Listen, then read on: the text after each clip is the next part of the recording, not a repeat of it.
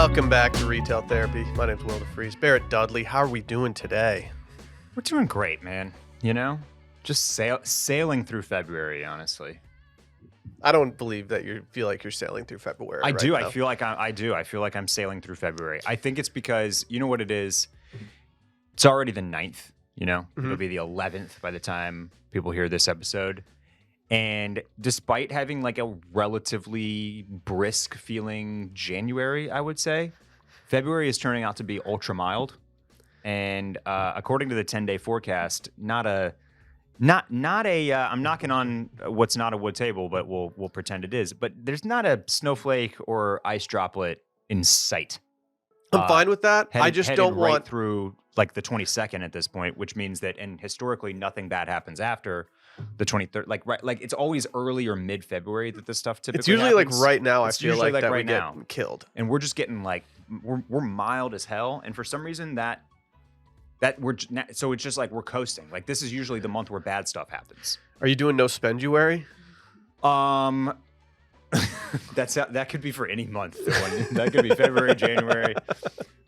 No, I'm not doing no spenduary. It's hard when you're getting married the month of when you're supposed to not spend any money. Difficult. In fact, mostly what I'm doing is just not logging into my Chase account. I get it. Yeah, that's more how this month is going. You're doing the mid-20s. Ignorance is bliss. Like as long as I don't check my bank account, we're good. Yeah, it's fine. And what I am doing though is dampuary. So that I'm not imbibing until wedding weekend. Basically. How's it going for you? It's honestly it's been kind of rough. Okay, so I've been a week basically. Here's what happened. I was gonna do all of February, but something came up, and then so I started February 1st was the Thursday, and then February 2nd, which you can't start on a Thursday, which happened to be Groundhog Day, by the way. What happened with Groundhog Day? I don't know. I don't trust him. I feel like we're getting early spring. I don't trust whatever Pawtucket Pete said. I think it's Punxsutawney.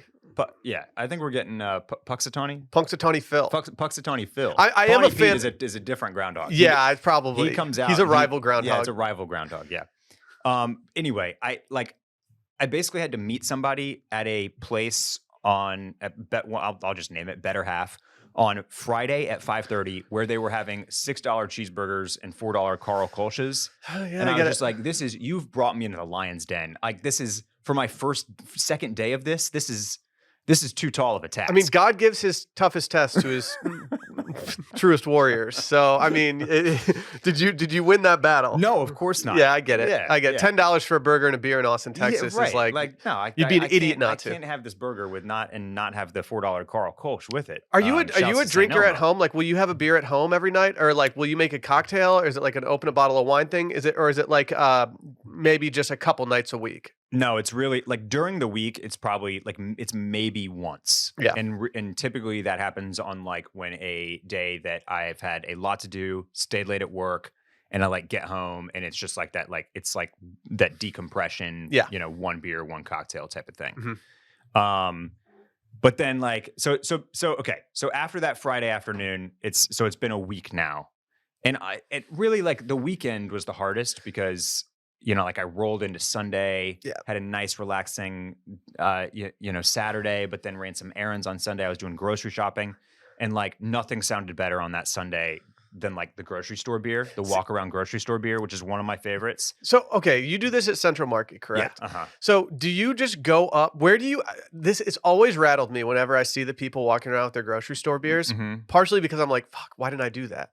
And whenever I see these people going around, I'm always like, where are they getting these beers from? Where is this beer located in the plastic cups within the walls of this grocery store? Every Central Market, at least as far as I know, has like a cafe. Yeah. Yep. In the cafe, basically, they've got a bunch of beers on tap. Okay. And so you just go up to the cafe. You just walk up to the cafe where you walk up to order at the cashier, and you just say, I want, a 512 IPA plastic cup, please. Okay. Okay. Yeah. Okay, good to know. I'm always very jealous of the guys that I see walking around doing that, and Yeah. I'm always like, okay, but I don't want to ask them where they got the beer. Yeah. I don't always want one, but I like having the option. Yeah. I think I need to start getting that in the rotation a little bit. Yeah. There's also, you can also just walk up to the cooler, like where they have like the assorted stuff, Mhm. and there's like singles, and you can just grab one of those too if you want. But I usually go with the draft. Yeah. Yeah. The draft always looks a lot cooler in the cart. That was my toughest test so far. Here we are heading into weekend 2, and you told me, because you've participated in Dry January before, that you feel like it gets easier after the first week. Like the first week, like you crossed a couple present. of those obstacles. Yeah, for me, then, it was always present in my mind the first week. Right, like you're not drinking this week. You're not drinking this week. Yeah. It's not in the rotation yet. And then once like week 2 always hit, it was always a lot easier for me to figure it out. But getting through the second weekend was always a little difficult. But I feel like with having the wedding as like your final destination here, I feel like that's a lot. You have a light at the end of the tunnel. I do, It's not like you're going the entire month. You're literally just going three total weeks. 3 weeks. It's yes. And you didn't even make it 3 weeks. I didn't. Well, technically, it would have been just over 3 weeks. Yeah, true, now true. I will make it officially. No, it's going to be less than 3 weeks, because you're right. Because I did. It's gonna 22nd. I will. I'll pop top. So I'm going to a dinner tonight where I can guarantee it will not be a dry dinner. I mean, I'm trying a new place on the east side called Murray's Tavern. It's been all over social. It looks like a great spot. I didn't even know that they had food at Murray's Tavern. They have very good looking food. Okay. My brother-in-law and I are going there tonight, and I'm very excited because I haven't tried a new restaurant in Austin in a while, and I'm excited just to go on a little dude date. Yeah, that sounds sick. They've got some cocktails on the menu that are already tickling my fancy. I think I'm going through a paper plane phase. Okay. I had never had one until late last year, and someone made me feel stupid when they were like, oh, yeah, that's a very common cocktail. I'm like, yeah, I know that. Shouts to MIA.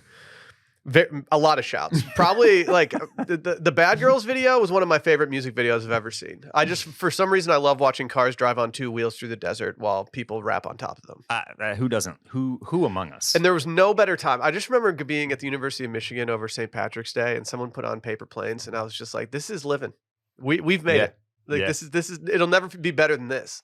I mean, Paper Planes, like, we're going to talk as we're wont to do about millennials here in a little bit. And I mean, that's one of our pantheon jams, I would say. Yeah. You put that on a party with a bunch of people that are 36 years old right now, and it's going to go off. That's going to slap. Pineapple Express trailer. Anybody? Yeah. Thank you. What about like a G6? I don't know if I'm giving that one the Pantheon badge. Okay. I'm I was just spitballing. I flew a little too close to the sun here. That's my bad. I'm currently checking to see how many retail therapy candles we have in stock, because that's an important piece of information for what we're doing right now. It's got to be sub 10. Yeah, I'm gonna look it up right now just so we have a very clear idea. But in the meantime, if you haven't already, please go watch these episodes on YouTube at youtube.com/SundayScaries podcast.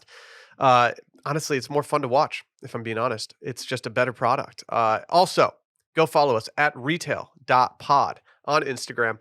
And if you go to the description of this episode, we have got a little link there to our newsletter where I put out links, articles, wish list items, everything you could ever desire.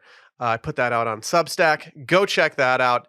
And there are retail therapy candles available right now, but my computer is having very aggressive technical difficulties. So if they're sold out by the time you get there, I'm sorry. There are other candles you can purchase.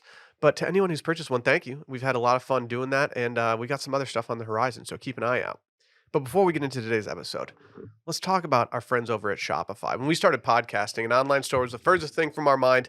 But now, if you go buy something from Sunday Scaries and or Retail Therapy, just know that it's running through Shopify. And it's so easy, all because we use Shopify. Shopify is the global commerce platform that helps you sell at every stage of your business, from the launch your online shop stage to the first real life store stage, all the way to the did we just hit 1 million orders stage. Shopify is there to help you grow. So whether you're selling scented soap or offering outdoor outfits, Shopify helps you sell everywhere. From their all-in-one e-commerce platform to their in-person POS system, wherever and whatever you're selling, Shopify's got you covered. Shopify even helps you turn browsers into buyers with the internet's best converting checkout, 36% better on average compared to other leading commerce platforms. And you can sell more with less effort thanks to their Magic AI-powered All-Star, or Shopify Magic. It's an AI-powered All-Star tool. I'm just gonna be out with it, Barrett. We're releasing something from Sunday Scary soon that's going to be listed through Shopify. That's right. Some loungy boxer shorts. Ooh. one of the more approachable products I've put out in a while from Sunday Scaries, but these will be launching on Shopify probably next week. So if you Perfect want as we to, transition into spring, you know? oh yeah, It's no more sweats at home. You need something lighter weight to lounge around in. I cannot wait for the sun to go down and I can just go sit on my porch swing wearing these boxers and like a crew neck sweatshirt and just chill there. That's what we call a panic room upgrade. Yeah. Yeah. Oh yeah. Oh yeah. This might be the single best panic room product outside of a scented candle that Scaries has ever made. I'm pretty excited about it. But you can get it through the Shopify store. Plus, Shopify has award-winning help and it's there to support every step of the way because businesses that grow with Shopify. Sign up with a $1 per month trial at shopify.com/scaries, all lowercase. Go to shopify.com/scaries to grow your business no matter what stage you're in. Shopify.com/scaries.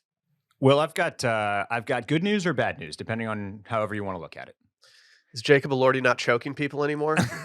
There is currently, at the time of recording, one retail therapy. Love left. that. There's one left. It's not going to be there. You It's don't not think going to be there. Yeah. Okay. All right. I might just buy it just to make a statement. I was very tempted seeing here because a little retail therapy trick that that the shoppers among us know about. If you're ever just kind of like curious to see like how many are left in stock of something, a little hack you can do, just keep adding until it won't let you add. I just add 100 of something to the cart and see how many that people have. I do that with stores all the time. Like, why did ALD stock 3 of these jackets? Sometimes there's a cap, like if you can't go over 10, but basically anything under 10, if it stops letting you add, that's how many they've got. And that's the trick that I used today. And we have exactly one left. I had a devastating revelation the other day. I burnt a brand new retail therapy candle in my place and I did a cardinal sin. Well, everyone knows that when you burn a scented candle for the first time, you have to let it burn for about 3 hours. You got to make sure that the wax reaches the edge of the candle container. You have to make sure that it's burning evenly. It's just important to do to maintain the life of your candle. You don't want it to tunnel. And so I did it. I set it and I forget it. And I fell asleep on the couch for a little bit. And when I awoken from my slumber, I walked straight to my bedroom and passed out in bed. And I woke up the next morning and I looked at the candle and it was significantly burned down. I was devastated to see it. Yeah, but hey, probably no tunneling. No, there was no tunneling. I mean, it's a good candle, but it was just like, I just wasted the precious few stock we have left of this. Did the room smell amazing? It did. The very least? It did. Yeah. It helped the room out a little bit, but it was just a devastating revelation. And it's it's a good note that 3 hours is the proper first burn because a lot of candles you will get and the packaging might tell you 1 hour is enough. It's typically not enough for that first burn. No, not at all. Yeah. Don't do 1 hour. Yeah. I had some friends recently and they were like, we invited them to go out to dinner and I respected this so much. My friend's wife responded and said that he just started burning a new scented candle so we can't leave the house for a while. And I was like, I get it. Like, that's a good excuse. I love that. They also have numerous kids. So, I mean, that also plays a factor. But I was like, I understand. Like, you can't just waste this right now. Sorry, I can't. I just lit a brand new scented candle. It's a great excuse. I need to use that soon. I'm going to use that soon just as an excuse. Because like if I use that excuse, a lot of people aren't going to call me out on that. They're going to be like, oh God, he's so annoying. Well, we're going to start today's episode off with a little discussion surrounding a new drink that's been brought to our attention from some of the retail therapy listeners. And I have to say that even though this drink has existed for a little bit, I think we need to put it on the screen and just watch this entire tutorial. We've talked about martini variations for a while. And I think we maybe even dipped into this, but it's gone viral again, which means that I would like to revisit this man's TikTok. It's the Caesar Salad Martini. Okay. I'm a big fan of Caesar salads. If there's one on the menu at an Italian restaurant, I'm probably going to get it almost every time. If it's on the menu at a steakhouse, I'm probably also going with it. Are you a pro anchovy guy or anti anchovy guy when it comes on your plate? Very pro anchovy. Okay. Yeah. Okay. Yeah, I like an anchovy. Always have. I'm not hopping on the bandwagon just because tinned fish is hot right now. You need the salty umami. It's not like that. That's what makes a Caesar salad pop for me. Is that like the real true anchovy or anchovy paste? Are you willing to soak your vermouth? Your Parmesan in vermouth before you put this in your drink? This is probably where you're going to lose me, Will. And that's cheese? Because, no, not the cheese. But you know, I was just talking about my my ventures and my escapades at one Central Market grocery store.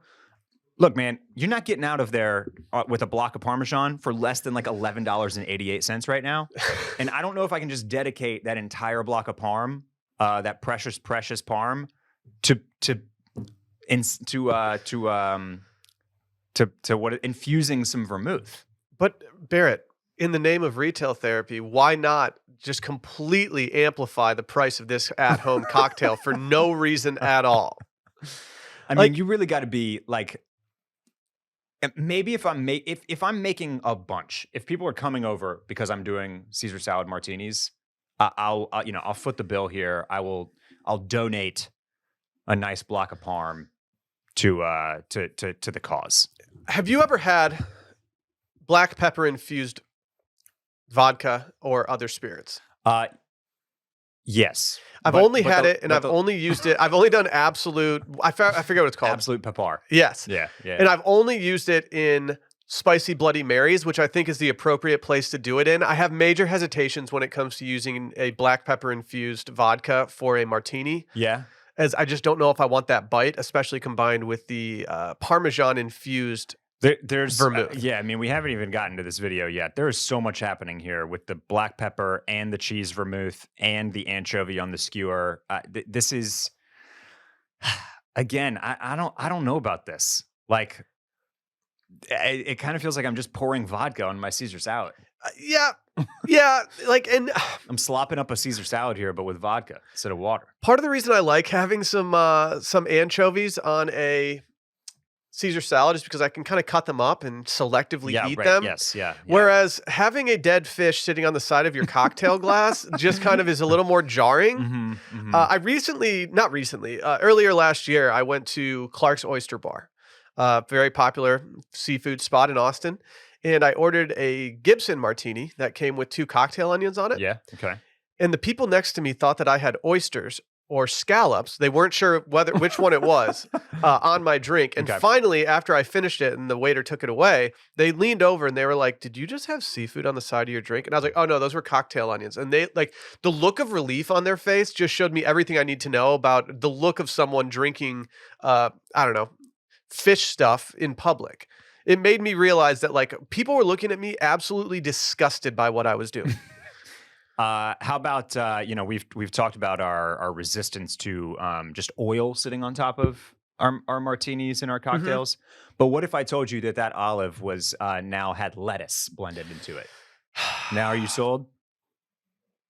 I don't know why I'm about to say what I'm about to say. I'm not sold. Okay. Like right. I almost feel like having something else in the oil makes it a little more approachable to me. Yeah, but like the second if you take that skewer and you start stirring up that cocktail, what does it look like? Like are there does it look like you just pestoed your martini?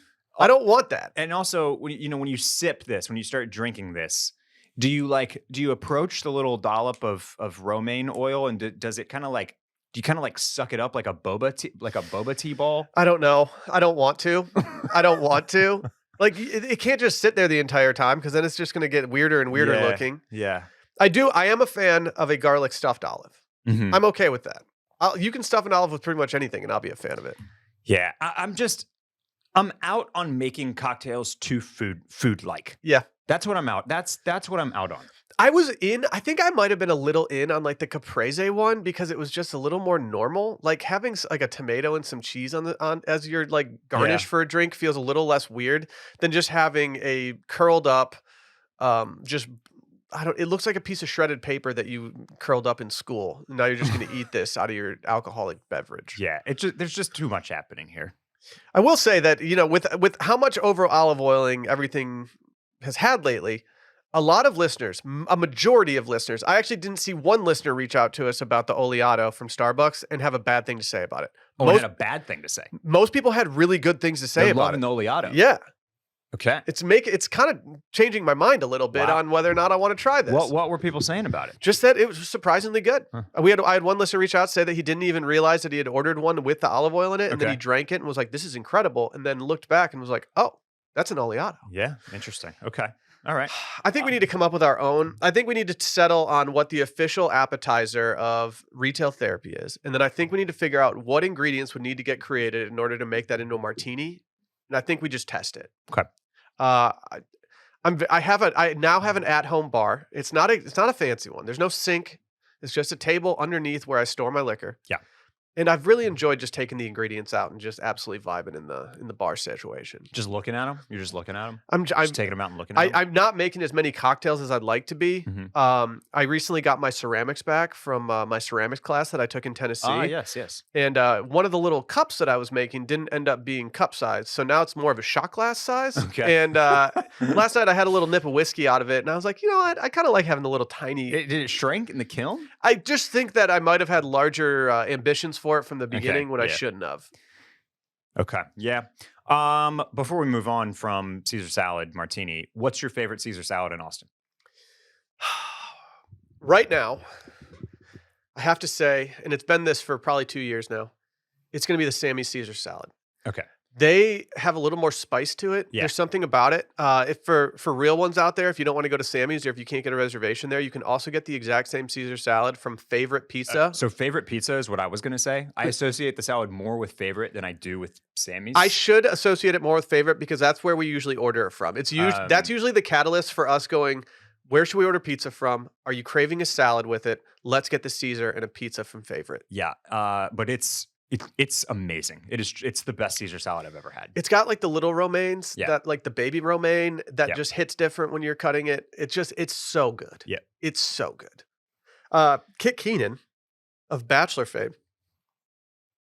she had a bit on TikTok for a while where she was just rating Caesar salads, and I really enjoyed that. I was kind of jealous that she came up with that because she's dropped out of my algorithm for some reason. she's back in my algorithm on my Discover feed for some reason, but I no longer follow her as I just kind of got tired of the content. Not a slight at her. I actually respect what she's doing, but it just wasn't the content for me. Okay. She was skewing a little too Gen Z for me. Got it.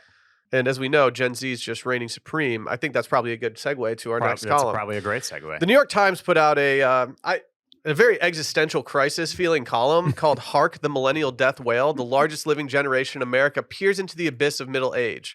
Are we really worried, or is it just a shtick? This hurt to read a little bit sometimes, not because it was poorly written or anything, but just simply because it brought up several things that made me start to question my own existence. Can I read the first paragraph or an early paragraph for you? Perhaps you've heard it, as if 72.2 million complaints rang out in unison, grumblings of sore joints from high-intensity interval training, of parties held in distant neighborhoods on weeknights, grievances about the resurgence of Y2K style and the onset of hair loss, the strength of contemporary marijuana. These are complaints that I've had in some capacity at some point over the last year alone.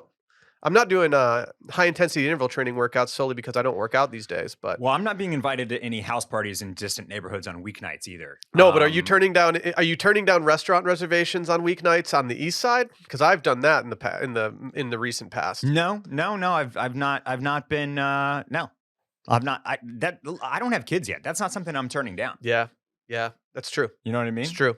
I would love more weeknight invitations to restaurants on the east side or parties held in distant neighborhoods, even if they're on weeknights. I will make time for that. You can tell that the person that wrote that lives in New York. Yes, they're like, no, I'm not going to a different neighborhood on a weeknight. Right. Yeah. It's embarrassing to go to New York and invite your friends somewhere who like have lived in New York forever, and then just being like, oh, no, I'm not doing that tonight. Yeah. I'll see you this weekend when I have time to go over that direction. Yeah.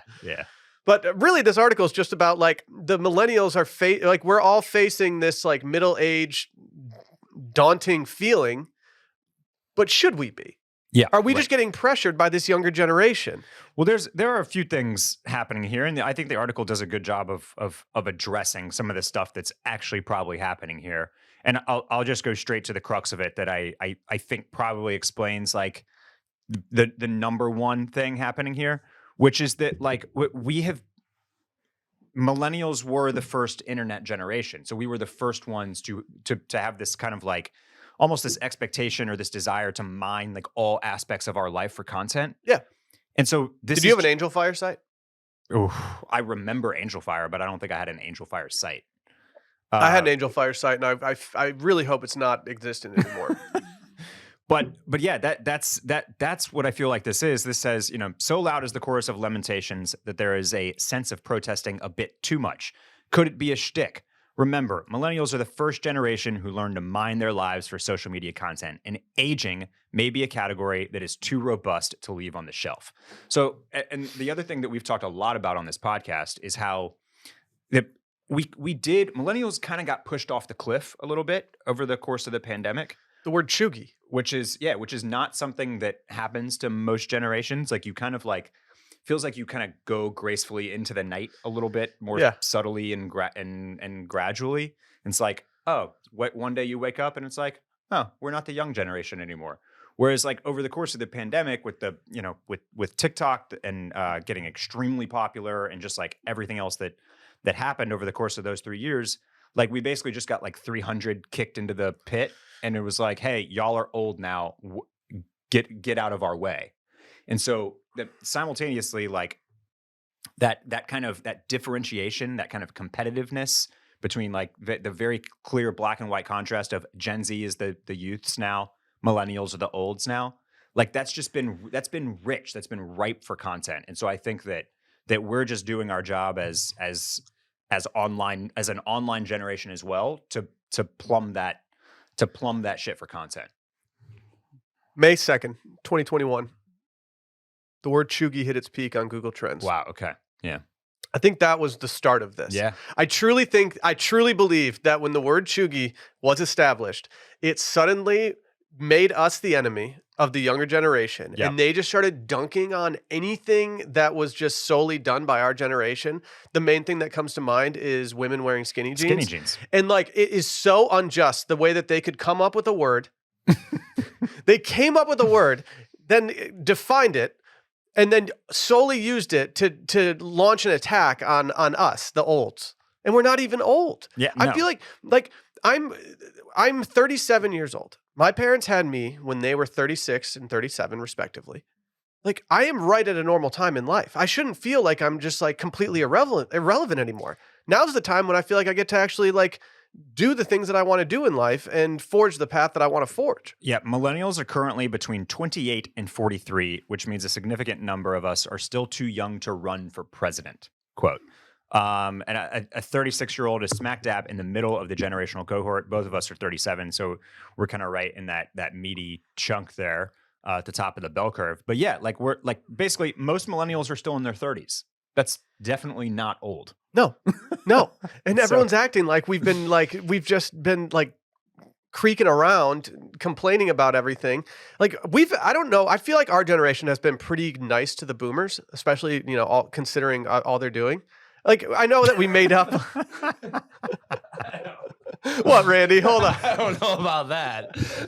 I think it was like the boomers were saying the millennials killed everything, and then millennials are all like, oh, actually, no, we have a terrible economy and everything for you. Like, a lot of millennials are really upset about boomers. That's true. That is true. Yeah, but that feels a little more just to me than just being like, you guys dress old. You guys are lame. This is a clout war. And that type of generation war happened when boomers were all essentially like 60 plus or 50 plus. Exactly. Like we waited a long time before we looked around at the landscape and we're like, hey, what the fuck? Yeah. You know what I mean? Yeah. This younger Gen Z just started the war because we liked slim pants. Because we were getting all the clout online, and they were like, hold on, we see what these people are doing. We got to get this. We got to wage our war here. We have a new app. It's quicker, it's faster, it's better, and get the fuck out of here. Well, this article started making me also think about an article from Vox this week called "Against Trend Bait," and it says TikTok has seen a bizarre and annoying explosion of language as creators rush to coin terms. And I totally blame the younger generation, but I do think that there's people like us doing it. But it's things like, do you know what orange peel theory is? No, I was not aware of this, but apparently orange peel theory. Oh no, that's where if somebody won't peel an orange for you, if your significant other won't do it, you need to get a new significant other. Oh, okay, if you just say, hey, peel this orange. But now they've coined orange peel theory. Okay. Like micro. I did see this actually. Just know that for the next 5 years, if you get asked to peel an orange by anybody, you have to do it because you might be on camera. But they have like micro cheating, girl hobby, loud budgeting, 75 cozy. Have you seen 75 cozy? I've not. You're familiar with 75 hard, correct? Yes. 75 cozy is just like a reduced version of that where you read like not for 10 minutes. You just might read. You might pick up a book for a second. You might just enjoy yourself and watch a movie. But like they have all these terms that they've been calling out that like these terms are solely made to like start an argument online, I think. Well, to isolate people? Yeah, I mean, this just factors into like the churn. It's the aesthetic of the week, micro trend churn of TikTok, where like everything moves a mile a minute, and like that's people are just desperate to continually move on to the next little bit, the next little like meme word, basically. Yeah, that's how this generation, this next generation is operating. This actually, what this makes me think of though is, Laura, my fiance, was pitching out a theory earlier this week, I think, wherein she like doesn't believe that Gen Z is using all of these terms in real life, that they are solely like they solely exist in like the realm of online banter and comment sections. Yeah. And that Gen Zers or even Gen Alphas are not sitting around like talking to each other about the Like orange peel theory. He's micro cheating on me. Or saying things like, yeah. It's very rare that I even use a term. Like if I use a term that was derived from just like TikTok or something, and I'm not saying that this term was, but like this term gives the vibe that it was like gaslighting. Mm-hmm. Like anytime I'm like, oh yeah, he kind of gaslit them in that situation, I always think like, you're too online. Like you're a little too online right now. Like just use a different phrase. Like he was lying to you to make you feel better. Like that. Like I don't need to use the coined term for everything. Yeah. But it says TikTok has amplified these generational differences where every tiny thing feels like it's under a microscope, said Casey Lewis of the After School newsletter, a newsletter we reference all the time on here. My favorite newsletter going. From the emojis we use to the way we say certain words. I mean, yeah, everything is affected by this generation. Yeah. I feel good about where we are. I think we still got time, and we're like being bookended by two shitty generations right now that we need to like kind of shove to the side a little bit. I mean, I don't have a problem with Gen Z. You know, like they are what they are. They're young. They're figuring it out. But I do. But to your point, I mean, I think the reason that millennials should be okay with it, with the death wail that it is currently sounding the alarms online, is because what this means is we are the largest generation. We are moving into the seat of power, and like I mean, yes, marketing departments are figuring out how to pitch and talk to Gen Z and Gen Alpha, but like watch the Super Bowl today, right? Or think about watching the Super Bowl yesterday if you're listening to this during the week, right? Like I promise you, 90% of the commercials are going to be pitched directly to you. Yeah. They are going to be making 90s and 2000s references that Gen Z will not understand. Yeah. Like think about like the Kmart or the Walmart commercials from Black Friday that leaned on the 20th anniversary of Mean Girls, right? Yeah. Gen Z doesn't know what that shit is. I mean, maybe they kind of maybe the Paramount commercial that came out with all the stars in it, like all that stuff was from when we were. A lot of that stuff was from when we were like late high school, early college age. Right. But, and like if you're like in the younger generation, you're like, what? Who are these people? Who's this cop wearing short shorts? Right. Maybe Mean Girls is something that transcends, but yeah, exactly. Like this is. All I'm saying is that most of the stuff is actually going to be still pitched to millennials, and because we're now the ones with the essentially the foremost like purchasing power, and we have Taylor Swift, So suck on that. Sorry. I don't know if you guys have seen this. This might be a whole nother segment for another episode. This big 2 weeks ago that like Gen Z is aging faster than millennials. There's been a lot of articles on it like in the past 2 weeks. Why? Just like stress? Stuff like that. I think it's something that the anxiety of being maybe too save online it for a future episode. Yeah, I might need to read about that on TikTok for the past 2 weeks. Are they not looks maxing hard enough, or are they looks maxing because they need it? Maxing. They did come up with looks maxing, but I think it's because they need it. Because they're just old as shit. They're all stressed out from being online and getting bullied at an earlier age. I think it's kind of like that, yeah. I'm about to looks max with some under eye surgery, dude. When I was standing in our bathroom this morning, looked at myself in the mirror after having I had a minor this is gonna millennialize me. I reached over my car the other day and I felt a tweak in my back, and it felt like I did something to like a nerve back there, and it was just affecting me all day. And so last night I took something for the pain and just immediately fell asleep and went into a nice little coma in my bed. And when I woke up this morning, I was just feeling so gross. Looked in the mirror and I was just like, you look like shit. And then I started thinking like, oh, we're doing retail therapy today.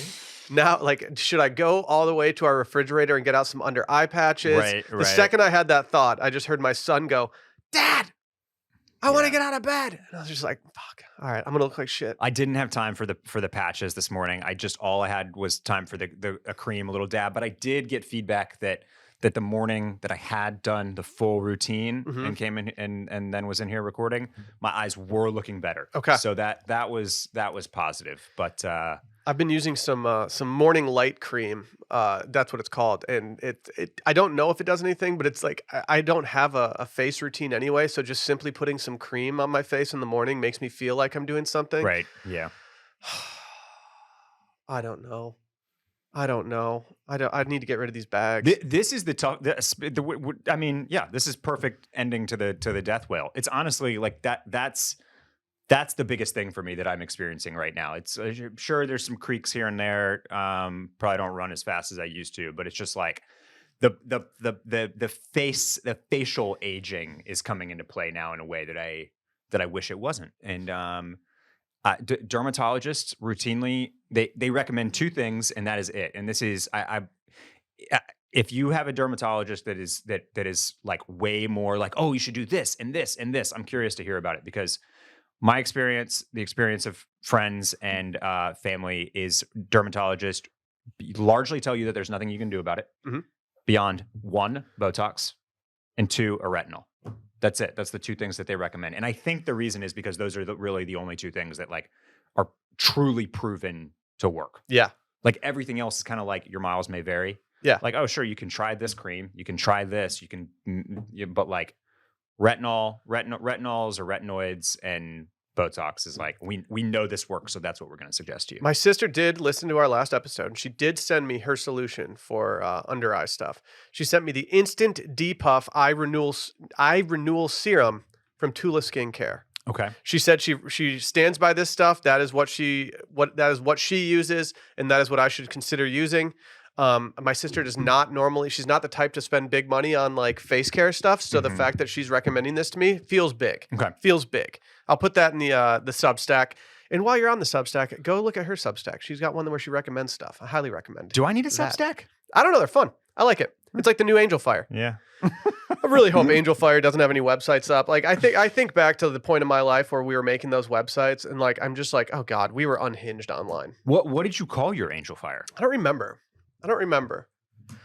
I remember you could select like a few different backgrounds, and like the backgrounds weren't great. Yeah. It was so 90s feeling, even though it was probably like early 2000s at that point. Yeah, for a Millennial here, what the hell is Angel Fire? It's just you made websites. You just made your own custom website. It was like a way to just make a random website with photos of yourself on it, and it was really the first time that I ever saw kids learning like code and stuff. So it's pre-MySpace? Yes. Yeah, Okay. pre-MySpace.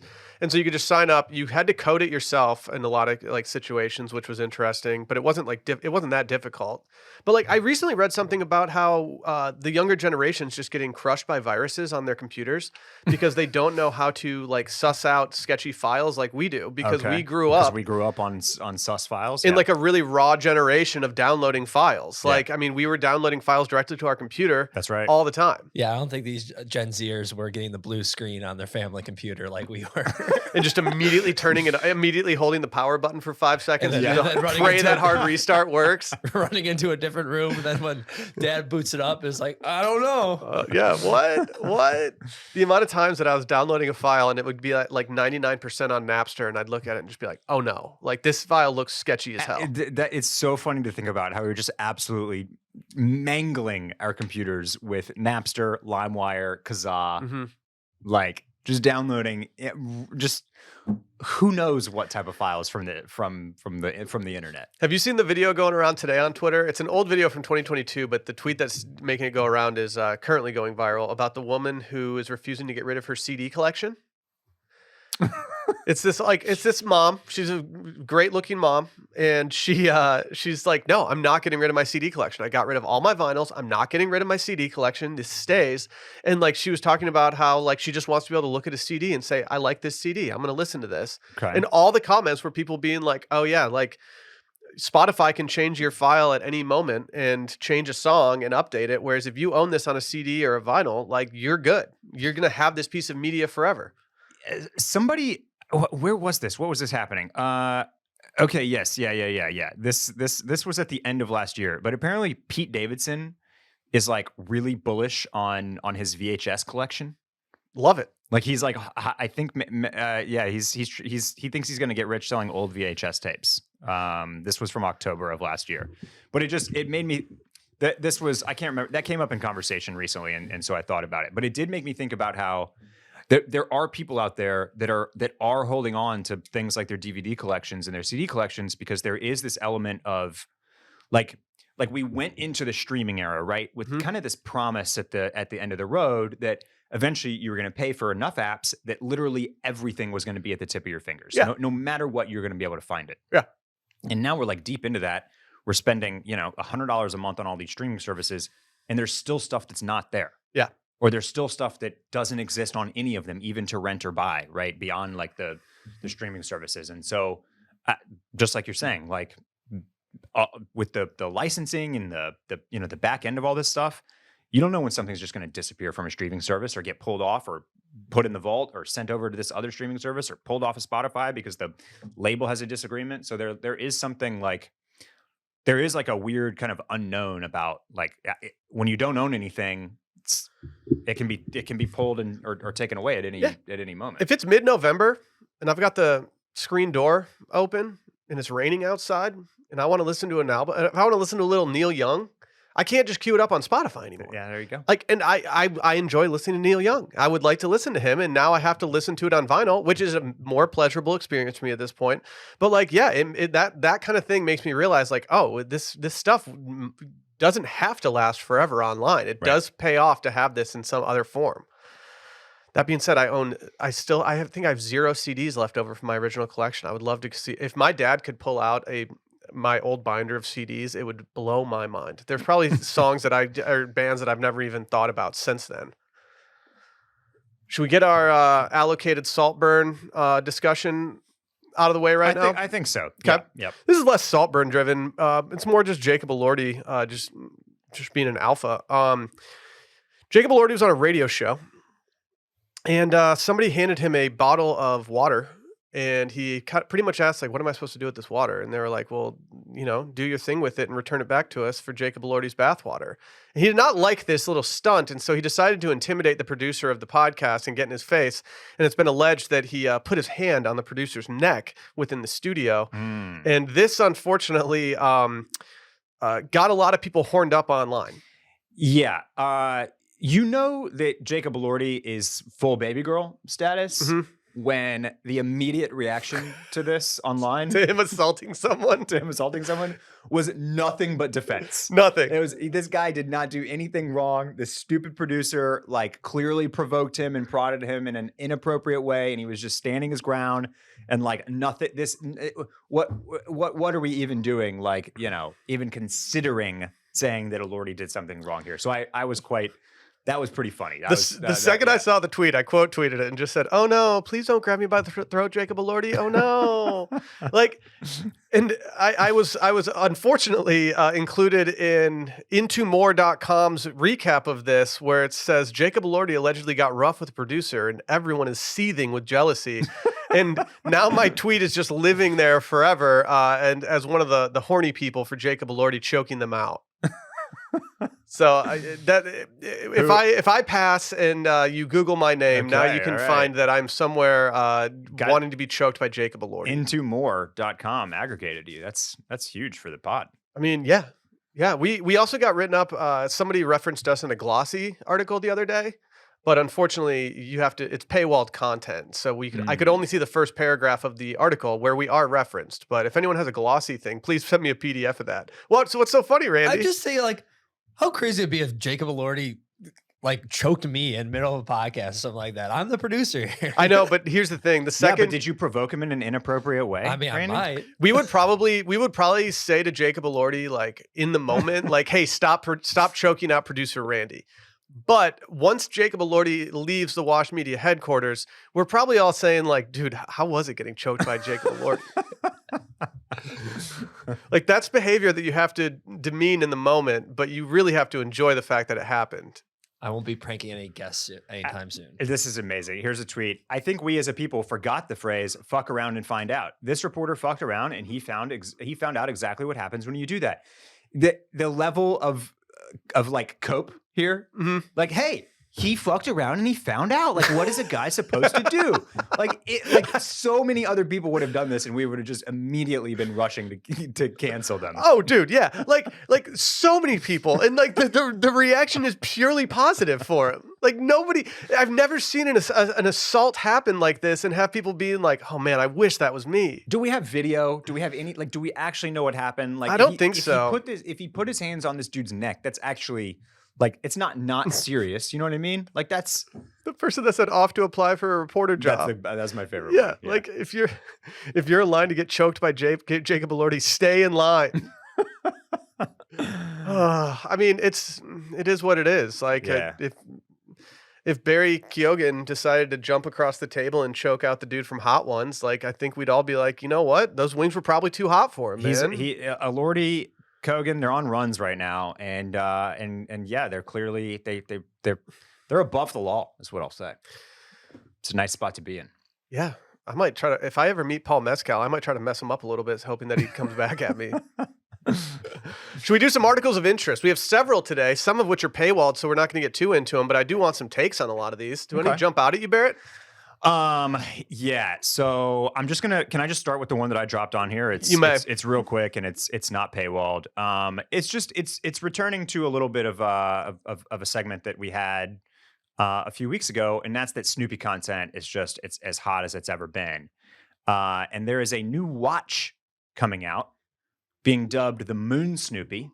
And I believe this is in a series of this is a triple collab now.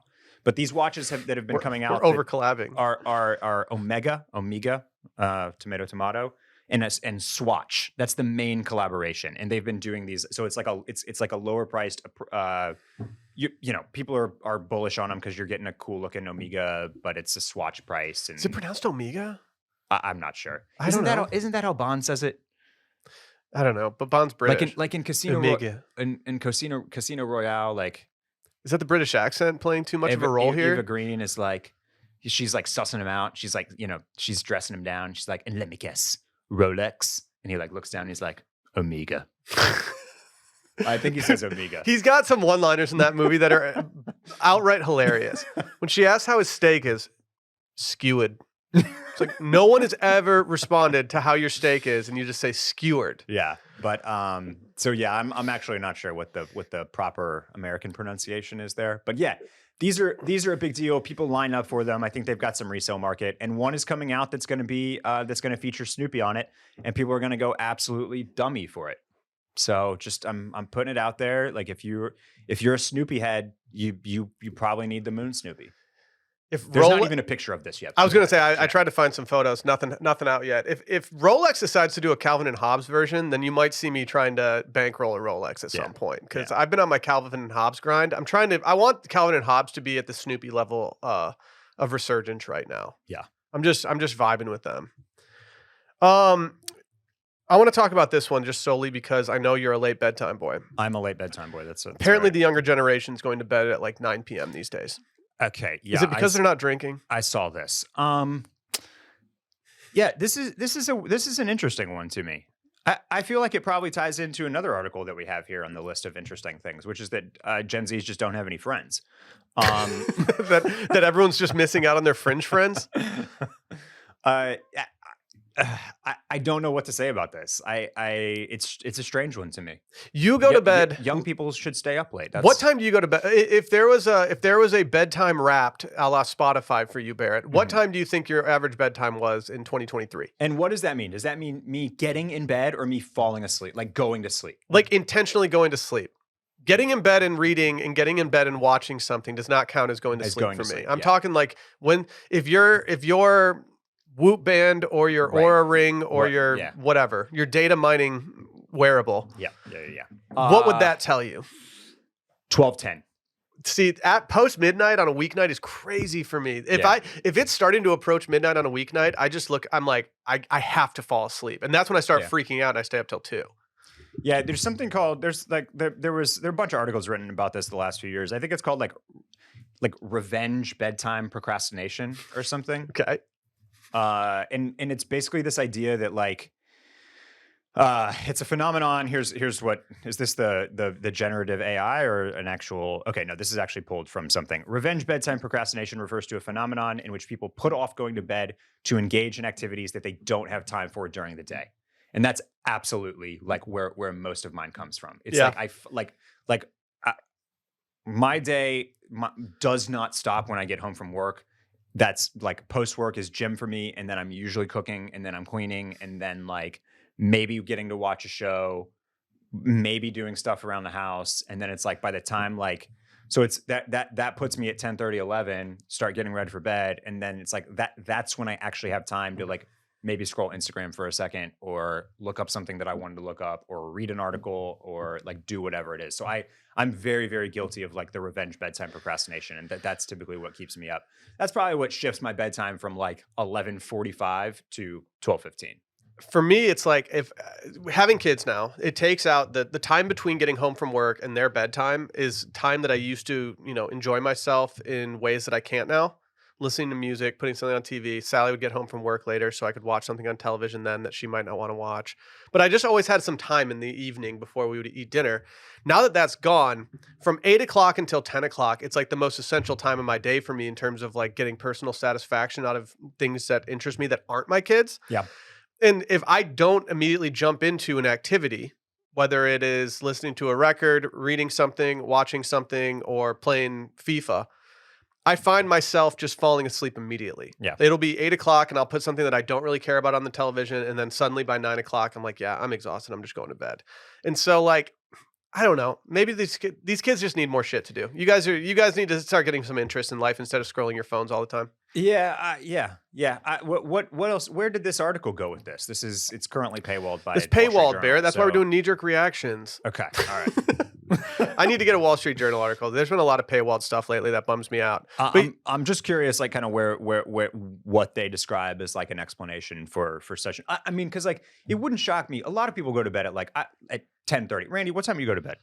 If I'm actually in my bed before 11, like that is a wild occurrence. So I would say probably around midnight is when I'm actually asleep. Okay, fair. All right. I know people do go to bed at like younger people go to bed at 10:30, something like that. If I could have my 9 is crazy. Like, my you don't ideal have kids. Why are you going to bed at 9? I don't get that. I don't get it either.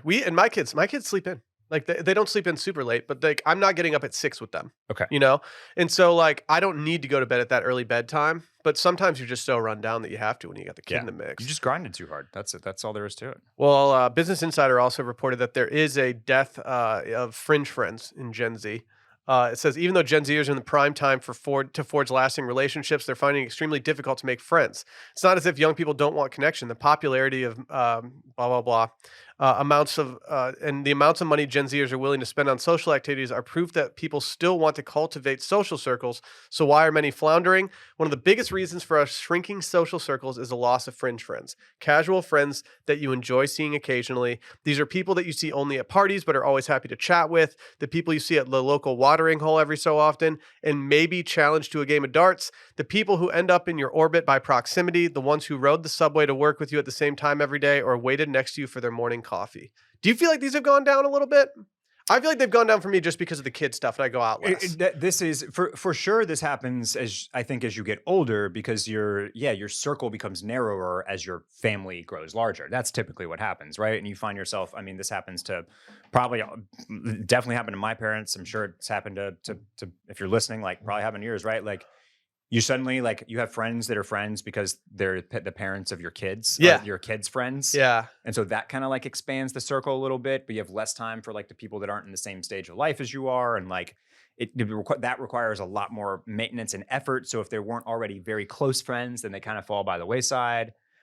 People aren't going out and doing as much weeknight parties in different neighborhoods anymore. So there's less time to see those acquaintances. Mhm.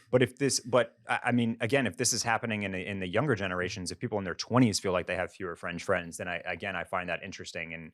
And you have to, I would immediately attribute that to things like, I don't know, Apple Vision. Yeah. You know what I mean? Yeah. Like that has to be tied and connected to people's reliance on their on their online entertainment and their phones and everything else that entails. I've always admired, like, my mom has always done a really good job of maintaining like a lot of friendships. She's always, after work, she would always go to people's places for a glass of wine. She's always got activities going. She's very, very social, which is always, my mom's like that too. always made me want to be much more social as well. And I've made a running bit out of it on Circling Back about how male friendship goes down after the age of 35. But like, it's a very real thing. And it's like kind of concerns me because I do feel like I have that like intrinsic need to be social like my parents are. In this article, it says that in 1990 Gallup survey, 3% of Americans said they had no close friends. By contrast, the American Survey Center's 2021 American Prospective Survey found the number had risen to 12%. 12% of Americans just being like, I have no close friends. That's like really depressing. That's to me. fair, yeah. But I think the older you get, the more like you start to be like, oh, like I spend so much time at work and with my family that like the friendships have really fallen by the wayside. You know what? Another thing that factors into this, I think about when, as us talking about like our parents and moms, especially like maintaining like very rich social lives and seemingly a lot of friends. Do you like talking on the phone? I'd like talking on the phone with my parents. I don't love talking on the phone and having casual conversations with people that are like considered just solely friends. Yeah. But part of that reason is because it's not a regular occurrence. And so if I had that more in my rotation, but I feel like if I called one of my buddies, one of my hometown buddies who I don't talk to enough these days, I feel like if I called one of them up right now, they'd be caught very off guard. Like, is something okay? Are you telling me that you're having another kid? Are you getting divorced? Like, why are you calling me right now? Whereas like, and a lot of the conversations that I have with my friends are via text. Yeah. And that scratches the itch a lot of the time. Whereas like before, when I was when I was single and wanting to go out all the time, those text conversations weren't as rampant. And I feel like we were all just trying to go out and figure out what we were doing. We were, instead of having full on conversations in group text, we were more figuring out where we were going to go and meet up. And it just doesn't happen like that anymore. Yeah. I do think that like, I mean, texts are more impersonal, and are less personal. And I think like, I gotta think the lack of phone calls also contributes, because like ours is kind of the first generation where we basically decided that we hate phone calls. We only want to text. And then that extends even further. I don't know. I think some of the youths, I think, are actually FaceTiming more now. That makes sense. FaceTiming definitely had a spike for me during like lockdown and stuff, for everybody. But it does make me like, I am more likely, if I'm at home and I want to call my mom or dad, I'm much more likely to FaceTime them at this point. Well, like our parents were, they love talking on the phone because that was the form of communication. So I feel like they probably called their friends more often. I write down all my New Year's resolutions every year, and my number 2 resolution this year was simply call your boys more. Yeah. Like, you don't do it. I know that they'd enjoy it if I did it every once in a while, and I just need to do it more. It's pointless. One thing I will say about calling your friends versus like calling your parents is that your friends know how to have like a 5-minute conversation. Yeah. They won't drag it along for 35 minutes. No sorry, mom. Sorry, no. See, credit to my parents. My parents are always just like astray there, but parents love to like they get you on the phone. They want to keep you there. My parents are always like, all right, I don't have any more. Talk to you later. Love you. Bye. Like, okay, cool. But yeah, I definitely think that it's just that, you know, things have just gotten more and more impersonal as so much of the conversation has moved into text and online format. We've got 2 more articles of interest here that we can quickly just briefly get some takes on. Gen Z wants to smell rich. It's driving luxury fragrance sales. Do you feel a need to buy more luxury fragrances as of late? Do you buy them regularly? Is this something that you like spend money on, or is this more of like a thing where you get as a gift? I understand where this is coming from, I think, because but I experienced this through kind of like like the fashion boys, the fashion bros online Mhm. in various discords or style forum or wherever else you might find them. Like if you're into to a fashion brand, basically, or you love shopping at Canoe Club, chances are you like have a favorite fragrance from Comme des Garçons. Yeah. You know what I mean? Like that Yeah. is like it's super adjacent and very connected. That if you're spending, $500-$600 on like a jacket, if that's in your wheelhouse, if that's something you're willing to do, then like $250 or $300 for a fragrance is probably also something that's very palatable and appealing to you. And so that kind of like that culture kind of pushed me along. I feel like that's kind of what got me testing out the Le Labo stuff. Yeah. But I am still in my sample mode because I don't wear fragrance every day. Yeah. And I like kind of got so thrown it's- in the deep end at my old job because we sold Yeah. so many nice fragrances that I had no choice but to learn about them, and I had no choice but to like get obsessed with a few of them. And so like that's why I go with Acqua di Parma so much, because I do think it's reasonably priced for how luxurious it is. You can also find it on sale pretty often, or if you can just do what I did, which is stock up on as much as you can at the duty free store. And I like to stop at the duty free shop. I just went off in Italy. I was like, nope, Sally, these prices are good. I'm going back for more. But like, I don't know. I don't see my buddies with like, I don't smell cologne on my friends very often. Yeah. If I'm being honest. I would agree with that. I'm not trying to smell it on them, but like, I never get a waft and I'm like, oh, what's that? Right.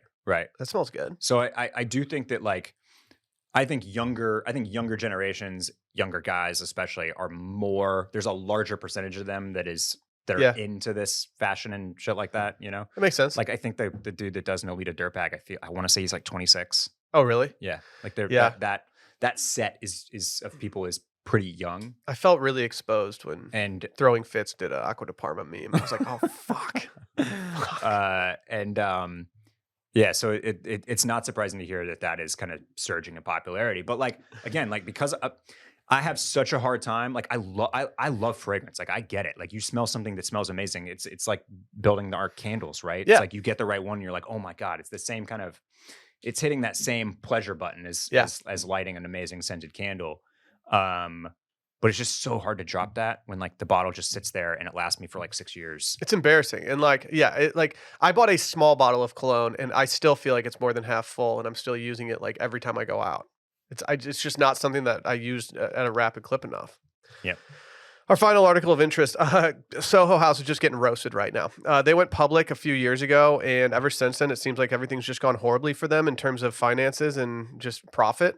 And they're considering going private again. And I have to say, this doesn't surprise me. A lot of the indications here are that one of the company that did the assessment of this, Glass House Research, they're pretty much saying like, hey, you're on the same trend as WeWork. And I'm not really surprised by this. I feel like America has really not embraced like not a company you want to be compared to generally. No, not normally. Shout out Adam Newman and and the Hulu series that I thoroughly and enjoyed. Jared Leto portraying him. Sure, thoroughly enjoyed the Hulu series. Incredible stuff. But like, this doesn't really surprise me. I don't feel like young people necessarily want to be hanging out at pay-for-play clubs that much. And I feel like the people that do want to do it are probably our age or above. And I don't know. It doesn't really surprise me that people are souring on this kind of stuff, even though it's like, it's huge in like London to be a part of like these clubs and everything. Mm-hmm. It's just not a thing here. And I feel like unless it's like a smaller one, people just aren't as into going to it.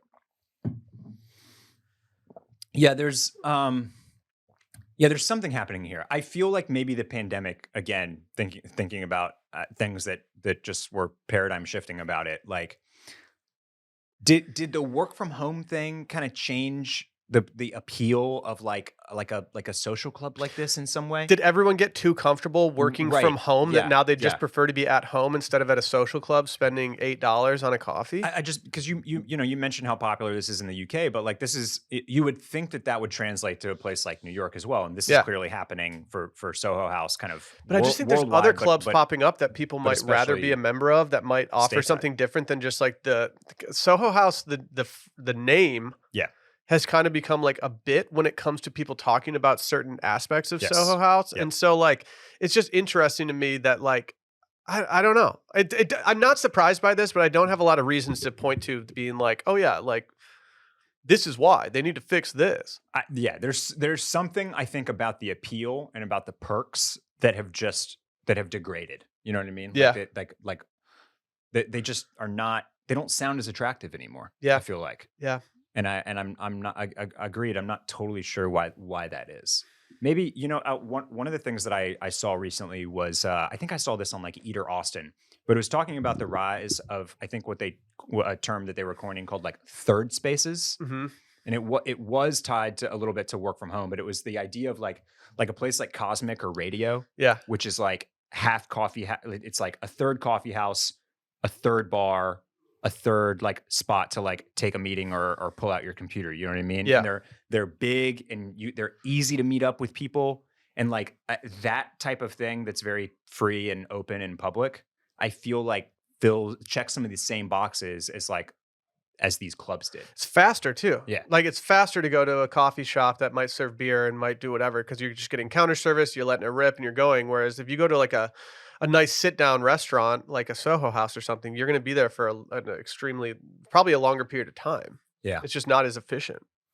But some people don't want that efficient kind of thing. They want a 2-hour lunch. They want to hang out. Right. Should we do some wish list items to close out today's episode? Yeah, before we do that, I was able to crack the hottest new bedtime for 20-somethings article. Yes. And it basically young people are understanding the link between sleep and health better than young people once did. That makes sense. Yeah, they just know that, and here's the crazy stat. In 2022, those in their 20s reported getting an average of 9 hours and 28 minutes of sleep. Must be nice. That's must be nice. And their screen times are like 13 hours. Yeah, Like, that's what are you talking depressing. about? That's an 8% increase from the 8 hours and 47 minutes they said they slept in 2010. Those in their 30s and 40s, our generation, they saw smaller increases. But basically, people are not they're shifting the partying to earlier hours, not staying out as late and doing more in the 5 to 9 p.m. range. And then work from home has affected this as well because people don't want to. There's not that like they don't want to leave their house basically, that pretty much covers it. But I think the headline there is that young people are understanding that getting sleep and going to bed early is pretty important. Mm-hmm. So. Mm-hmm. Mm-hmm. Yeah. Okay. Wish list. I'm gonna let you go first here as I cue mine up. I don't have a actual link for mine as it's just from a tweet from Street Night Live. But the second I saw this, I thought to myself, "Yep, I got to do it." And so whenever this comes out, I will be getting it. It's an LL Bean field coat. It's not currently available on their website. I don't know the price of it. I don't know why it's not on their website, or if this is in collaboration with someone else, or if this is a vintage one that you simply can't get. But I need to get my hands on one of these. A couple years ago, bought a barn coat from J. Crew. Mm-hmm. I loved it. I don't know where it is. It's been gone for too long now, to the point where I'm like, I'm not going to find it. I've moved twice since I've lost it. There's no way that it's anywhere in my place. There's no way it's anywhere else. I don't know what to do about it. And I want a new barn coat. It really serves a nice purpose for me. It's a little lighter than wearing my wax jacket. I feel like you can kind of style it however you want. And I just really like this one. I like the lighter look of it. I don't want to just get a mimicked coat from my wax jacket. Yeah. I love all the pockets. I like the big collar. It's just hitting all cylinders for me. The kind of off-white stone color is also really, this is nice. That makes it feel very modern. I think it would really go well with a lot of my wardrobe as well. Like I don't see anything that I currently wear regularly that this would not immediately pair with. Yeah. And so I'm in. I need a new barn coat. And if I can do it during sale season at the end of the cold season, then so be it. Yeah. For me, but before I start this, if there's any luggage people out there that want to sponsor the pod, I will immediately pull this off of my wish list. So just I'll preface by saying that. But are you going to cop a Toomey? No, not a Toomey. I have an away carry-on that I quite like. I quite like it. Why are you pivoting? Because I don't get to use it if I travel with Laura. Oh, okay. Yeah, and we've only got the one. You should do what I do, which is ask maybe one of your co-hosts on Circling Back for their carry-on, and then you just never give it back to them, and you have 2 carry-ons now. So I was researching, looking into procuring another one, and I came across what I'm sure is a direct competitor of Away. So Away, come for us. I would love it if you did, Away. I love you, Away. We'll tear these links down and delete this part of the podcast if you want to come give me a free bag and sponsor the pod. Is this a jetpack on the outside of this thing? This is a competitor called Monos The price is better, and their Carry-On Pro has a feature that I really, really like on my soft shell carry-on, which is basically a little exterior piece that unzips that you can like throw your laptop in or put a magazine in or your headphones or whatever else it might be. But like this little ability to just kind of like unzip the exterior and grab something quickly is Interesting. really, really nice because this can eliminate the need for like to have like your backpack and your carry-on. You can potentially get away with like just your carry-on, or it opens up to like having your second bag as like maybe like a little duffel if your goal is to do a longer trip with no check.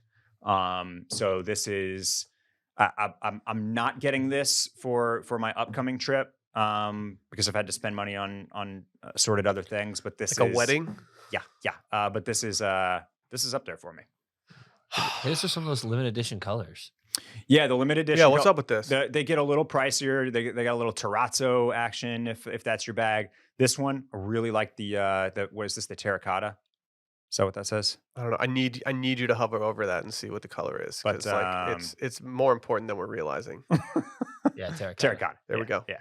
They got what is this? Sage. Sage is nice. Probably gonna pass on the Banana pudding. on the banana pudding though. Yeah. This is such a stupid complaint, but there is something that I hate about putting my laptop in my backpack when I want my backpack to be the lighter of the things. And the right. second you put the laptop in there, suddenly It's it over, becomes yeah. just like a shred amount heavier, and it's just a little annoying. Yep. I need a backpack at this point. I need to upgrade from my OGO. But I just need something that has enough pockets and enough features, but that also just looks better than the OGO. But the OGO that I have is so efficient and incredible from a function standpoint that I just haven't found anything that I'm willing to spend money on. What, Randy? I know I brought it up on an old retail therapy, but for that bachelor party I'm going on in Tahoe, do I do the Hawaiian shirt and the big Yeah. luggage with the stickers? Yeah. I got it, right? Can I give you? I have a bunch of stickers if you need some, Randy. I just need to find one of those like old leather ones. It's probably going to be a beating to carry around the airport because it doesn't have wheels. But Yeah, but it's you've for the vibe. You've been doing your Tony Robinson workouts lately. It's Tony Horton, Tony Horton. B90X. X stands for extreme, Barrett. Very nice. Does it?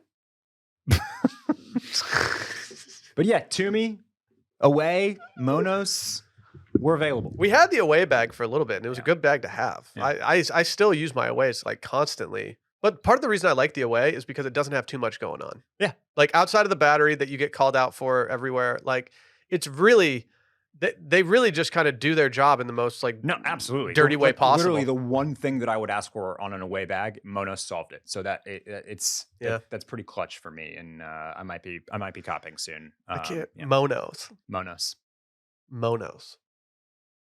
It's like means no, that's monos. Monos is monkeys in Spanish. Los monos. see.